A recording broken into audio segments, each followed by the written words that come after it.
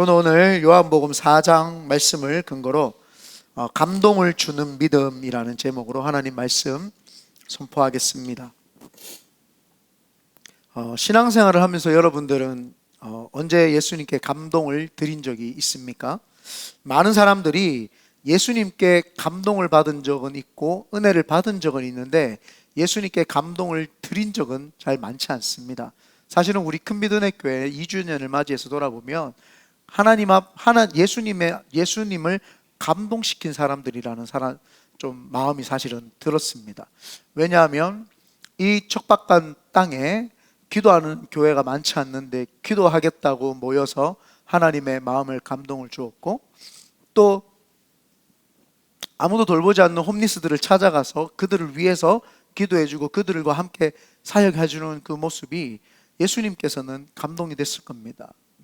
내가 사역했던 것처럼 사역하는 사람들이 많지 않는데, 내가 가난하고 헐벗고 굶주리고 지치고 낭망에 있는 자들을 치료해주러 이 땅에 왔는데 그들을 위해서 살고 사역하는 자들이 많지 않는데 그 일을 하는 모습을 보고 주님이 감동이 되셨을 것입니다.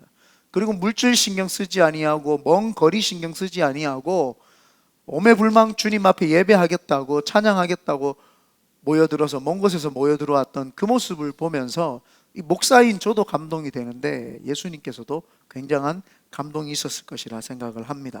그래서 2주년을 맞이하여서 감동을 주는 믿음이라고 제가 제목을 붙였는데 한번 따라합니다. 감동을 주는 믿음.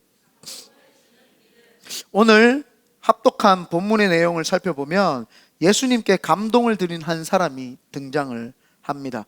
한글 성경에서는, 오늘 우리가 읽은 성경에서는 그를 가리켜서 왕의 신하다 이렇게 이야기를 하는데, 영어 성경에 보니까 로얄 오피서리라고 이렇게 나옵니다.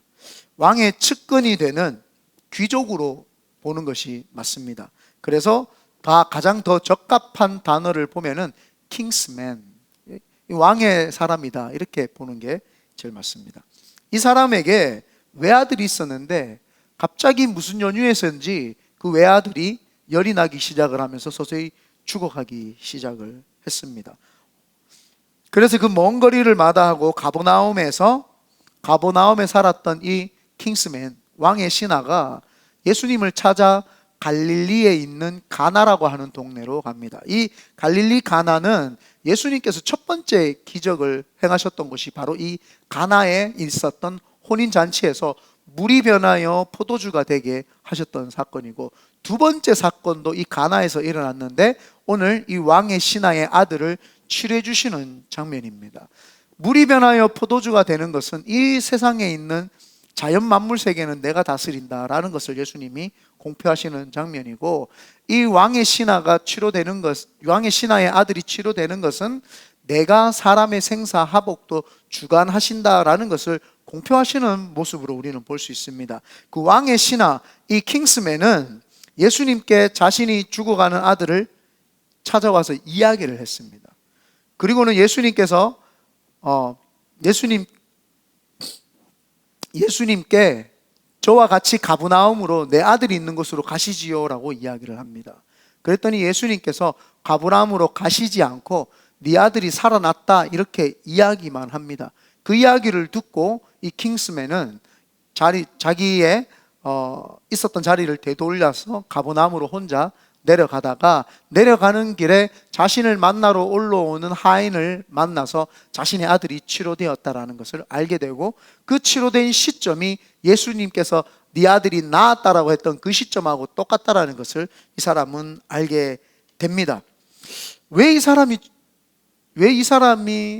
주님을 만났을 때 주님이 이 아들을 치료해 주셨을까? 그 생각을 해보니까 이 킹스맨이 믿음이 있었어요. 무슨 믿음이냐? 예수님을 감동시키는 믿음이 있었습니다. 그래서 오늘 말씀이 증거될 때 이 킹스맨이 주었던 이 감동, 그 감동을 우리도 예수님께 동일하게 드려내시기를 예수님의 이름으로 축원드립니다. 첫 번째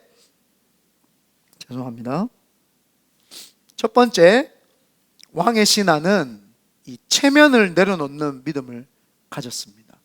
이 킹스맨은 자기의 체면을 다 내려놓았습니다. 오늘 본문 46절에 보니까 예수께서 다시 갈릴리 가나에 이르시니 전에 물로 포도주를 만드신 곳이라. 왕의 신하가 있어 그의 아들이 가브나움에서 병들었더라. 왕의 신하, 그냥 이거 문자적으로 읽으면 왕의 신하, 이 킹스맨이구나, 이렇게 로얄 오피서리구나 이렇게 생각할 수 있습니다. 그런데 이 왕의 신하라고 하는 것은 권세가 대단한 사람입니다. 그러면 자신의 아들이 아프게 되면 자기가 가지고 있는 권력과 인맥을 동원해서 그 아들을 치료하면 됩니다. 그런데 자신의 권력과 인맥을 사용하지 아니하고 제일 첫 번째로 찾아 나섰던 분이 바로 예수님입니다. 뭐 그럴 수 있는 거 아닙니까? 예수님이 사람을 기적을 많이 일으키시니까 예수님 찾아갈 수 있는 거, 목사님 그거 뭐 당연한 거 아니에요? 뭐 우리가 좀 그렇게 볼 수 있는데 사실은 그게 좀 다릅니다. 예수님께 나아왔다라는 것은 자신은 지금 왕의 신하, 그러니까 그 나라를 운영하는 가장 높은 지위에 있는 사람 중에 한 명인데, 예수님은 목수입니다. 예수님은 목수이기 때문에 아주 하인 정도는 아니지만 평범한 신분을 가진 사람입니다. 저 위에 있었던, 계급 사회에서 제일 위에 있었던 사람이 제일 밑에 좀에 있었던 사람을 찾아오는 그 내용입니다.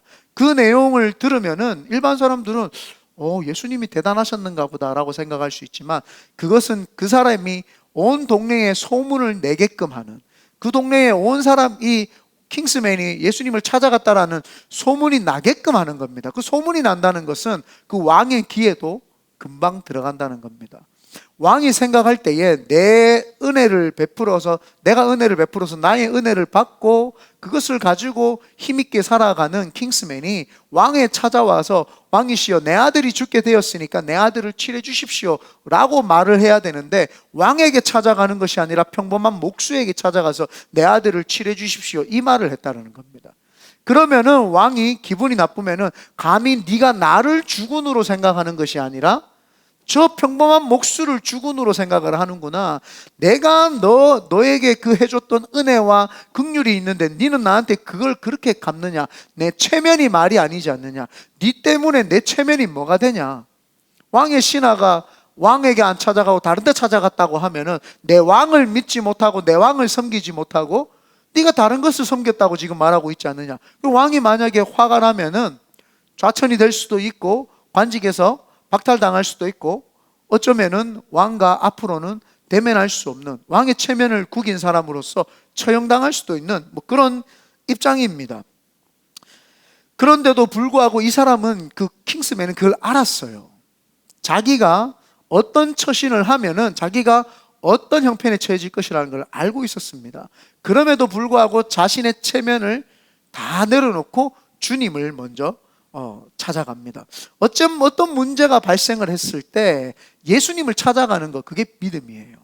많은 사람들은 어떤 문제가 발생을 하면은 내가 할 수 있고 그리고 내가 알고 있는 가능성을 다 찾아 나섭니다. 내가 할 수 있는 가능성과 내가 아는 모든 것들을 총동원해서 내가 이 문제를 해결해 보려고 합니다. 많은 사람들은.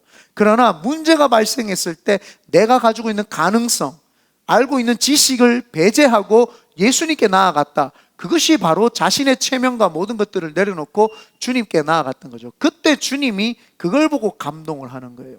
네가 할 수 있는 것들, 네가 알고 있는 모든 가능성들을 배제하고 나를 찾아왔구나. 주님이 감동을 받으시는 겁니다.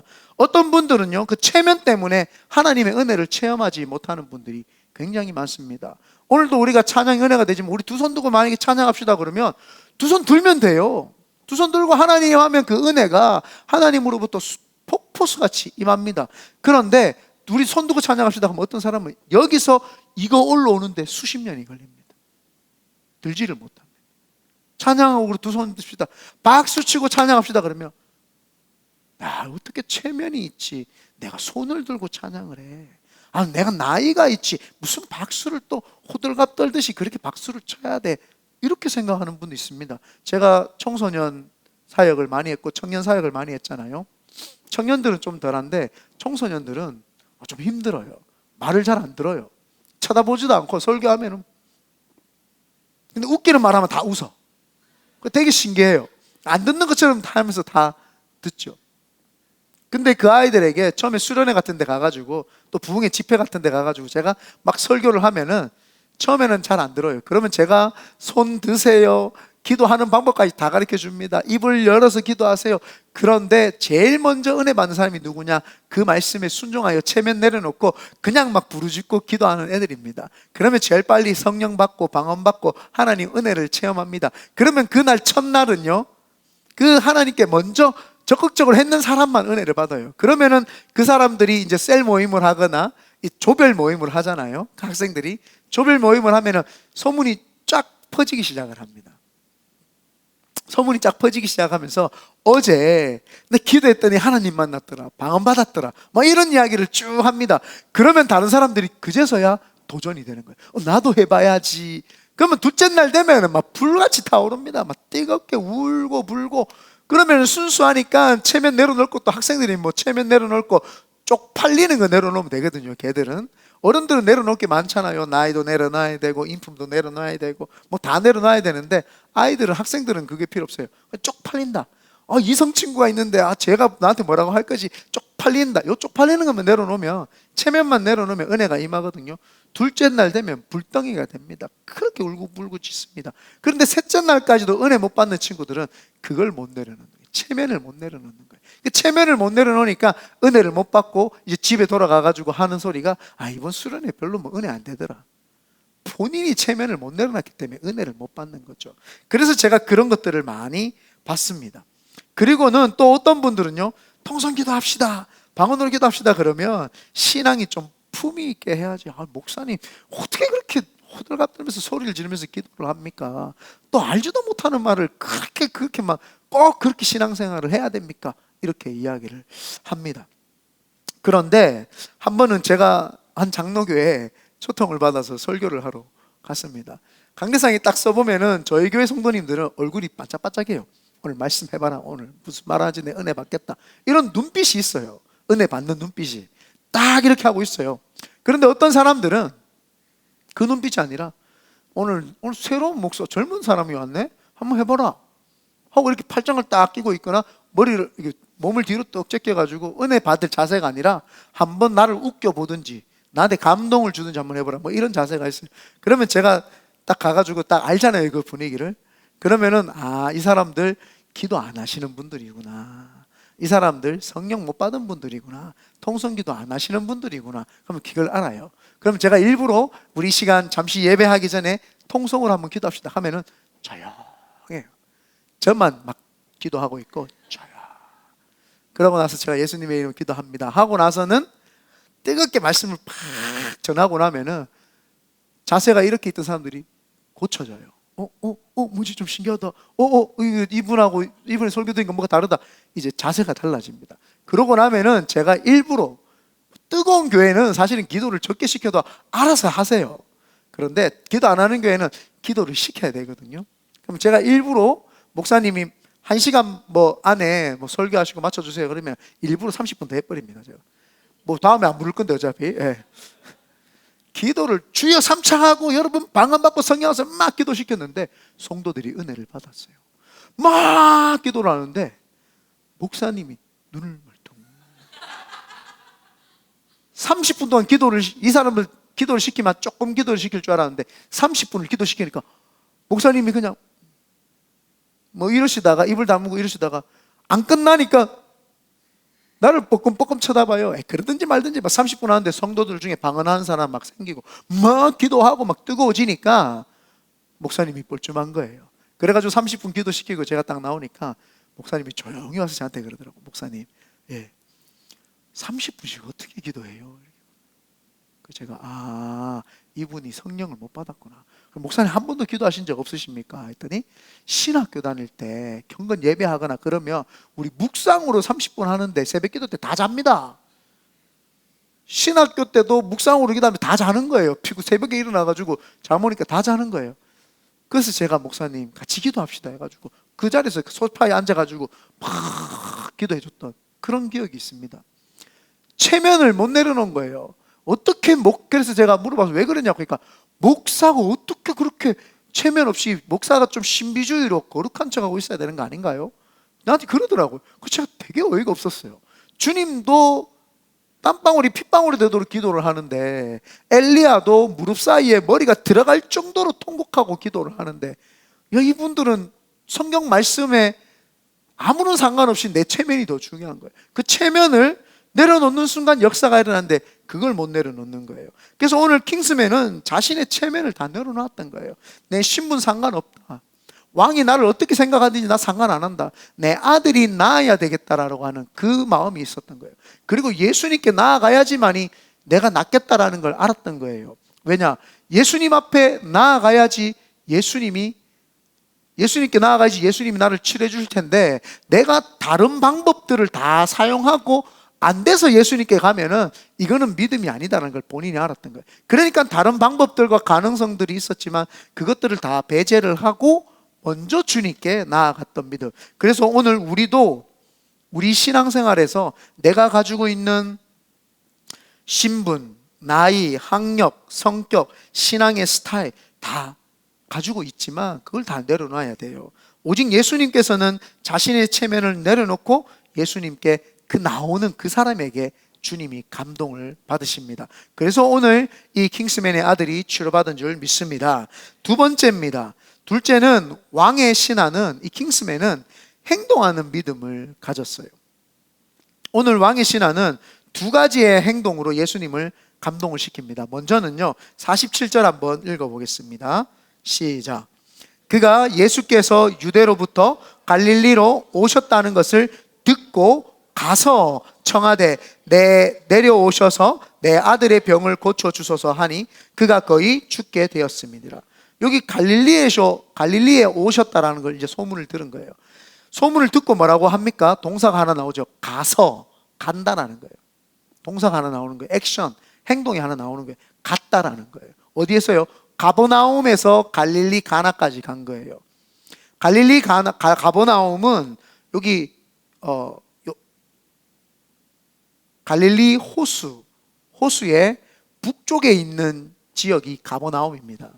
그리고 거기에서 서쪽으로, 여러분 이쪽이 서쪽이죠. 서쪽, 그러니까 갈릴리 호수 중간에서 서쪽으로 쭉 가면은 가나라는 지역이 나오는데, 가버나움에서 가나까지는 한 40km, 30몇 킬로, 38km에서 40km 정도 되는데, 우리가 남자분들은 그 좀 빠른 걸음으로 걸으면 1시간에 어떤 분들은 5km까지 걷기도 하고요. 조금 저같이 느린 사람은 한 4km 정도 걷고, 여성분들은 좀 더 보폭이 짧고 늦게 걷기 때문에 한 3.5km에서 4km 정도 이렇게 남짓 걷습니다. 그러니까 40km 정도 되면은 적어도 걸어간다면은 한 8시간에서 10시간 쉬면서 가야 되니까 시간을 잡아야 되죠. 저도 군대에서 훈련 받을 때 40km 행군했는데 힘들어가지고 차 타고 갔어요.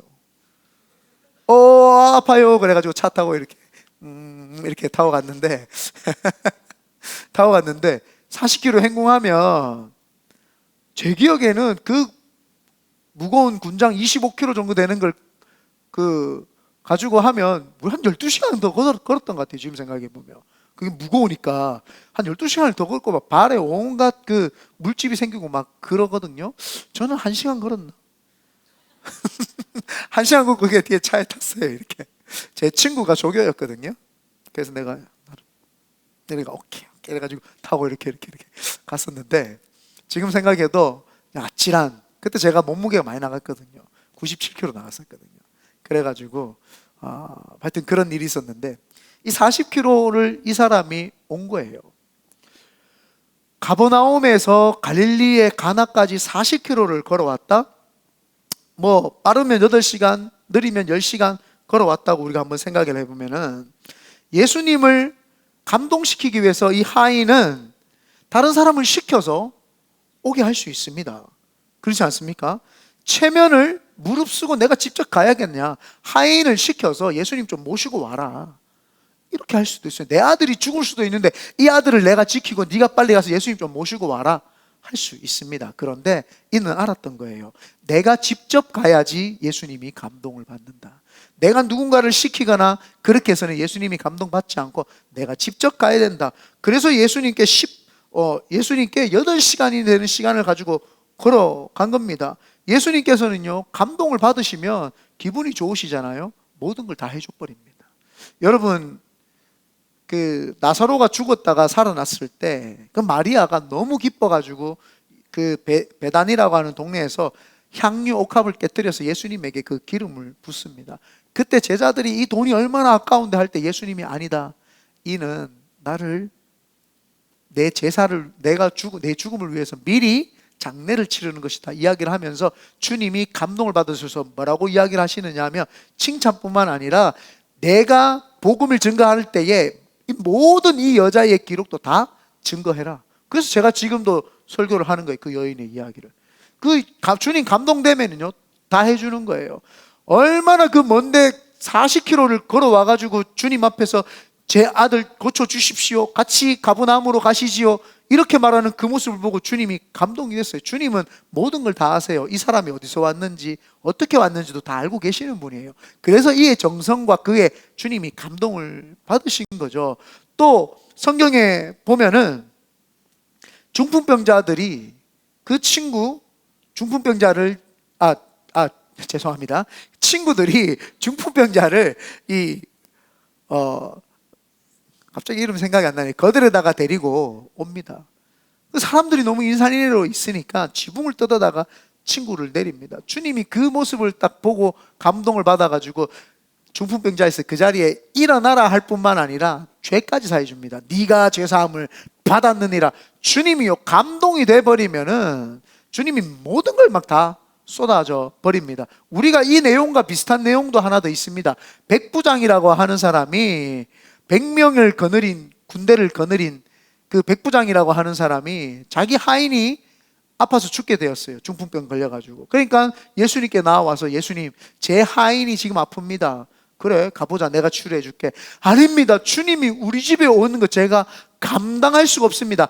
말씀만 하시면 제가 가서 그에게 치료되는 것을 믿겠습니다. 저도 제 수하에 제 밑에 수하에 그 하인들이 있거든요. 그 사람들 시키면 왔다 갔다 하면서 모든 업무를 보는데 주님이 나를 수하로 생각하시고 말씀하셔서 가라 그러면 치료될 줄 믿습니다. 주님이 내가 보니까 이스라엘에 이만한 믿음을 가진 자를 본 적이 없다. 주님이 감동을 받은 거예요.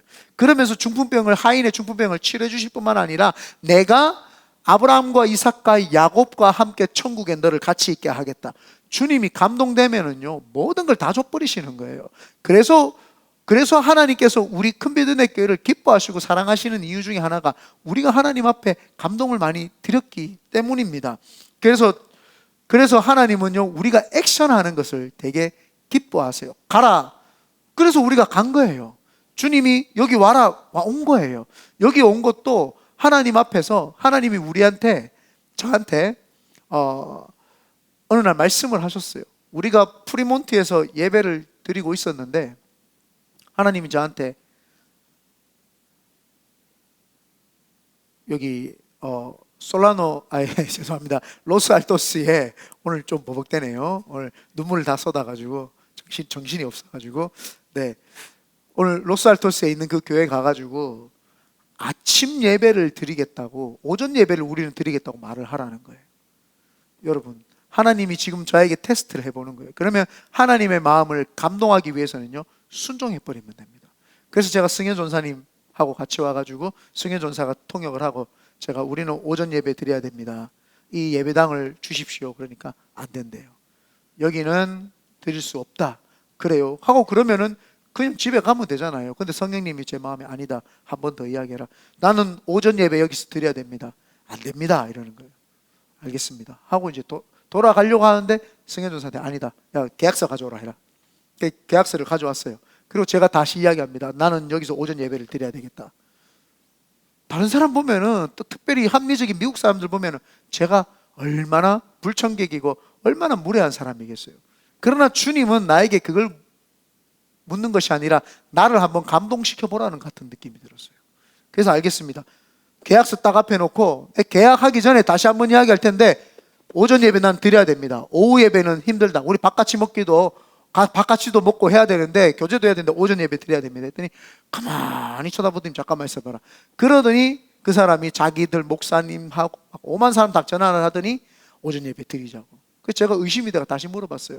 진짜 오전 예배 드리는 거 맞냐? 맞대요. 그럼 사인하자. 얼른 냉큼 사인을 했는데 금액이 얼마인지 묻지도 않았어요. 근데 신기한 게 뭔지 알아요? 얼마 해주면 좋겠냐 그러더라고요. 처음에 승현전사하고 내하고는 계산할 때 한 2,000불에서 1,500불 사이에 이 사람도 돌라 그랬겠지 막 그랬는데, 자기들이 니네들은 개척교회고 뭐고 그럼 제 마음에 한 1,500불이라도 깎아주면 좋겠는데 1,500불 했는데 1,250불 해줄게. 아 이거 좀 오케이. 이거 사인을 빨리 해버린 거예요. 하나님 앞에요 순종을 했더니 하나님이 감동을 받으시는 거예요. 다 주시는 거예요. 다. 이 성전 쓰는 것만 해도 난 2,000불이라도 감사하게 쓰려고 했는데 1,250불로 꽉 바겐세일 해가지고요, 대바겐세일 해가지고 확 깎아가 1,250불 해가지고 우리를 막 쓰게 해주더라고요. 그 하나님이 감동을 받으면은요, 하나님이 주실 만하면 다 줘버립니다. 우리가 그걸 몰라서 그런 거죠. 그래서 우리가 신앙생활 할 때의 첫 번째가 체면을 내려놓고 주님 앞에 액션을 보여야 돼요. 가라 그러면 가야 되는 거예요. 오라 그러면 와야 되는 거예요. 근데 이 사람은 의도적으로 예수님을 자기 수하에 있는 하인을 시켜서 예수님을 데리고 올 수 있는데, 왜 자기 얼굴이 드러나면 창피할 수도 있고 소문이 나면은 왕에게 안 좋은 이야기도 들을 수 있잖아요. 그런데도 불구하고 본인이 직접 가야 예수님을 감동시킨다는 걸 이 사람은 알았다. 그래서 본인이 직접 가서 40km나 되는 길을 본인이 직접 와서 주님 앞에서, 주님 제 아들 고쳐주십시오, 같이 가버나움으로 가시죠, 이렇게 이야기를 했던 것입니다. 그런데 이 킹스맨의 두 번째 행동이 더 놀랍습니다. 본문 50절 한번 읽어보겠습니다. 시작. 예수께서 이르시되 가라 네 아들이 살아있다 하시니 그 사람이 예수께서 하신 말씀을 믿고 가더라. 여기 또 한 개 똑같은 동사가 나와요. 가더라. 뭐예요? 말씀을 믿고 가더라. 믿고 가니다 라고 이야기합니다. 두 번째 액션을 취합니다. 첫 번째는 뭐예요? 40km를 갔다라는 거예요. 와가지고 예수님을 만났어요. 그러면 얼마나 고생해서 지금 온 거예요. 그죠? 그러면 예수님 지금 내 아들이 이렇고 이렇습니다.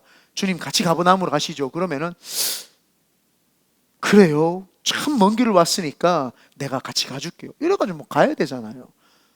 근데 주님은 가라 네 아들이 나았다, 네 아들이 살아났고 살아있고 나았으니까 가라.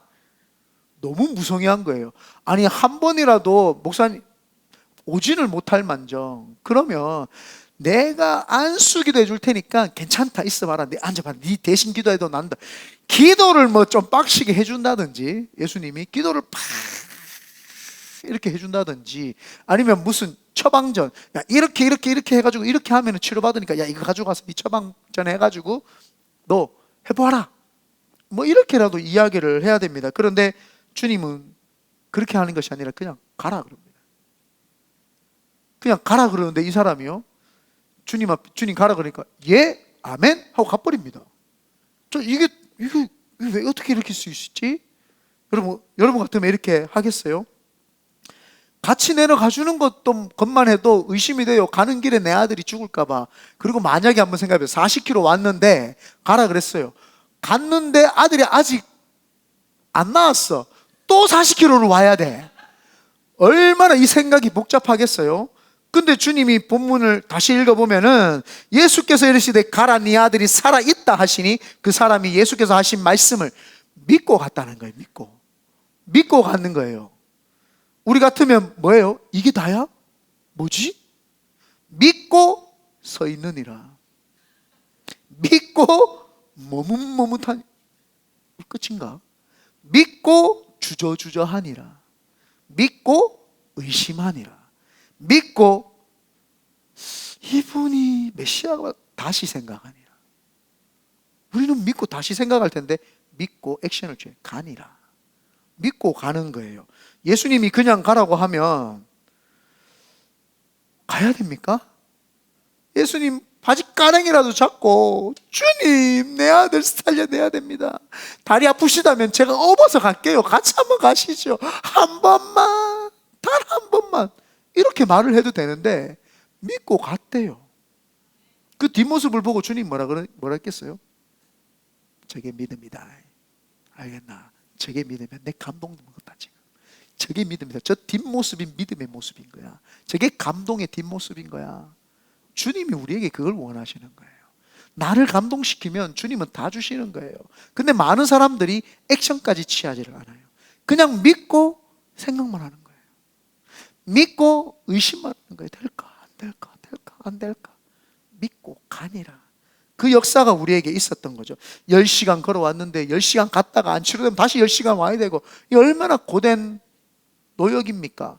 그리고 예수님을 지금 모시고 가려고 하는데 예수님은 가지도 않아요. 너무나도 가슴 아프고, 어쩌면 예수님에게 어떻게 이 힘들게 내가 찾아왔는데 나한테 이럴 수가 있냐고 뭐 이렇게 이야기할 수도 있겠죠. 근데 주님은 그러지 않습니다.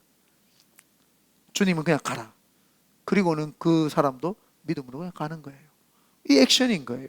먼 길을 왔는 거, 그 40km를 온 것도 참 대단한 믿음인데, 예수님이 한마디로 가라 했다고 그걸 또 믿고 가는 거예요. 우리가 신앙생활을 할 때에 주님 앞에 감동을 드린 적이 있을까요? 그걸 고민이 묵상을 해봐야 돼요. 주님이 지금 나한테 뭐라고 하면 내가 아멘 하고 묻지도 따지지도 않고 그걸 액션으로 행동을 할 수 있느냐는 겁니다. 오늘 주님을 감동시키는 믿음은 행동하는 믿음인 줄 믿습니다. 세 번째입니다. 왕의 신하는 예수님을 기억하는 믿음을 가졌습니다. 51절에서 53절 한번 읽어보겠습니다. 시작. 내려가는 길에서 그 종들이 오다가 만나서 아이가 살아있다 하거늘 그 낳기 시작한 때를 물은즉 어제 7시에 열기가 떨어졌나이다 하는지라. 그의 아버지가 예수께서 내 아들이 살아있다 말씀하신 그때인 줄 알고 자기와 그 온 집안이 다 믿으니라. 많은 사람들이 화장실 들어갈 때와 나갈 때가 이 마음이 다릅니다. 온도차가 확 느껴지죠. 병이 있어서 교회 나오신 분들 저 꽤 많이 봤습니다. 병 치료되고 나면은 다시 세상으로 나가는 분들도 굉장히 많이 봤습니다. 내가 너무너무 간절하니까 이 간절함을 해결하려고 하나님 앞에 나와서 막 울부짖는데, 그 간절함이 해결되고 나면은 그 사람들이 하나님이 하셨다 이 말을 하는 게 아니라, 우연히 그러면 잘 뭔지 모르게 시간차로 잘 맞았는가 보다, 이렇게 생각을 하는 거예요. 이거 그래서 제가 간증을 굉장히 많이 합니다. 그러면은 저하고 오래 있었던 성도님, 또 목사님 또 자기 자랑하고 간증한다 이렇게 생각하시는 분이 계세요. 그게 아니라 저는 하나님을 기억을 하는 거예요. 예수님을 기억을 하는 거예요. 많은 사람들이, 제가 이렇게 이야기합니다. 뭐 신분에 지금 문제가 있으신 분은 있지만 약오르라고 하는 말이 아니라 하나님 간증하는 거니까 오해 마시고 들으기 바랍니다. 저희 교회에서 개척교회이기 때문에, 개척교회는 누구를 스폰서해 줄 수 있는 그런 재정적인 여력과 성도 수가 되지 않습니다. 그런데 하나님이 저한테 감동을 주셔가지고 이기복 목사 영주권을 하라고 해가지고 제가 태아 전사님하고 함께 영주권을 집어넣었어요. 근데 영주권을 집어넣으니까 중간에 문제가 발생하고 그래가지고 우리가 프리몬트에서 여기로 왔는데도 불구하고 그쪽 주소가 돼 있고 뭐 설키고 설계가지고 문제가 많아가지고 우리에게, 저한테 리젝 시키겠다 이렇게 이야기를 했어요. 리젝 시키겠다. 그런데 리젝 시키겠다고 했는데 어프로브가 나왔어요. 뭐지? 그 제가 태아 전사님한테 사진 찍어서 보냈어요. 이거 어프로브가 나왔는데 이거 가짜 아니야? 지금 뭐 문제 있는 거 아니야? 목사님 아닌데요. 근데 바로 변호사 전화 왔어요. 목사님 기도 많이 하시는가 봐요. 예? 이렇게 빨리 어프로브가 나온 거 처음 봤습니다. 축하합니다 하고 막 이러는 거예요. 뭐 완이 벙벙하더라고요. 이걸 놓고 3개월, 아니다 3세 4개월 만인가 하여튼 뭐 얼마 안 되고 나왔어요 어프로브가. 그래서 저도 이게 이렇게 쉽단 말인가 했는데 좀 있으니까 워킹 퍼밋이 나오고 일주일 뒤에 그 여행 허가서가 나오고 2주 뒤에 영주권이 그냥 나오는 거예요. 딱 7개월 만에 딱 나오더라고요. 그래서 제가 사람들한테 하나님이 이건 하셨다 하니까 그 사람들이 뭐라 하는 줄 알아요? 미국에서 이거를 업무 처리를 혹시 잘못한 거 아닌가요? 고마 셰리프 해볼라. 하나님이 하신 거지 무슨 업무 처리를 잘못을 해요. 그런 믿음 없는 크리스천들이 나한테 그 말을 하면 제가 속으로는 말을 안 해요. 겉으로는 말을 안 해요. 속으로는 이게 주님이 하신 거를 미국에서 실수한 경우가 있을 수도 있어요. 소리를 하고 있어요. 하나님이 우리에게 해주셨잖아요. 근데 그 사람은 우연이라고 이야기를 해요. 많은 사람들이 기도해서 응답을 받으면 우연히 치료가 되었고, 우연히 암이 생겼다가 기도해가지고 다시 검사로 왔더니 암이 없어졌어. 그때 오진했었던가 보다. 그게 아니라 주님이 치료하셨다고요. 주님이 치료해 주신 거라고요. 이 킹스맨도 그걸 알았어요.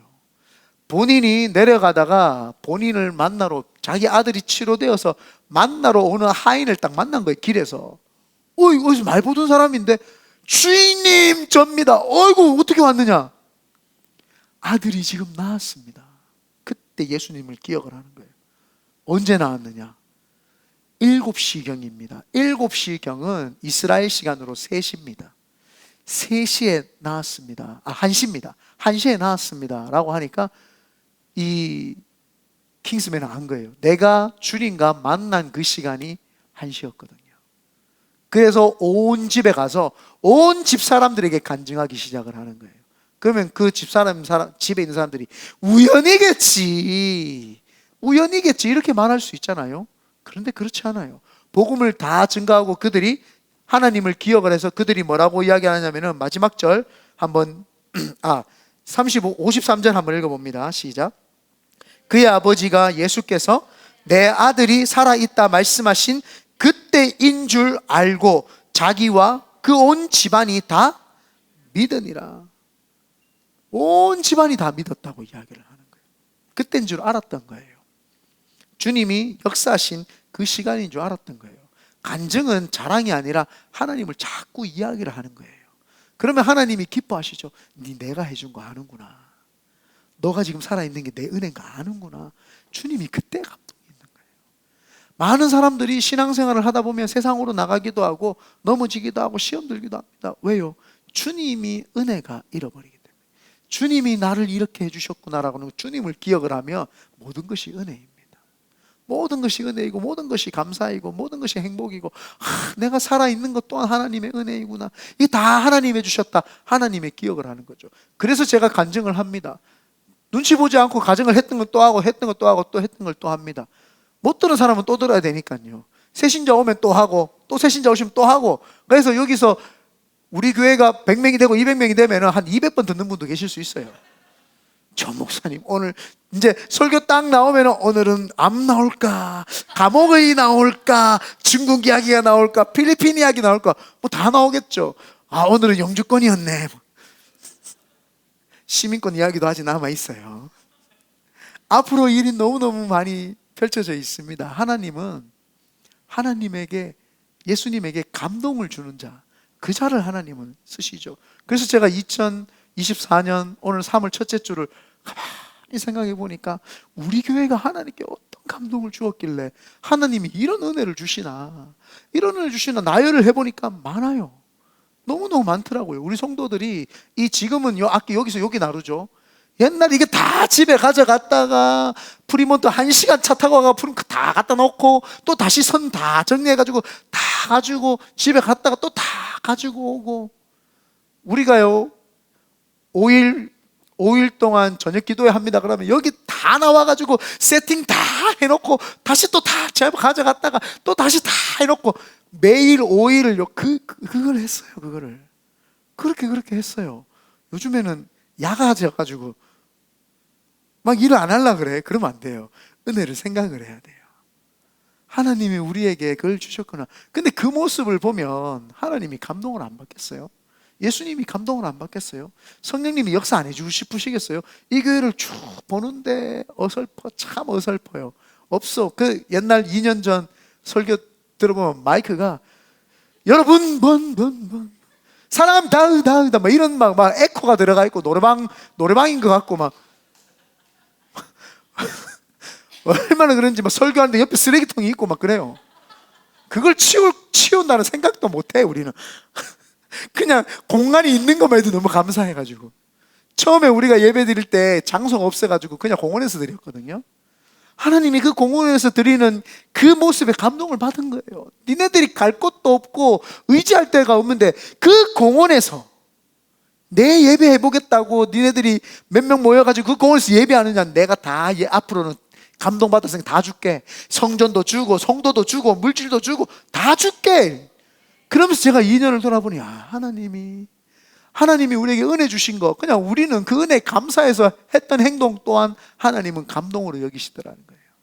그 감동을 하나님 여기서 이마만큼 우리 교회를 사용하시는 줄 믿습니다. 오늘 이 시간 찬양하며 하나님 앞에 부르짖고 나아갈 때에 여러분, 하나님, 제가 하나님께 어떤 감동을 드리기를 원하십니까? 라고 고백하시면서 하나님을 감동시키는 믿음 되시기를 예수님의 이름으로 축원드립니다.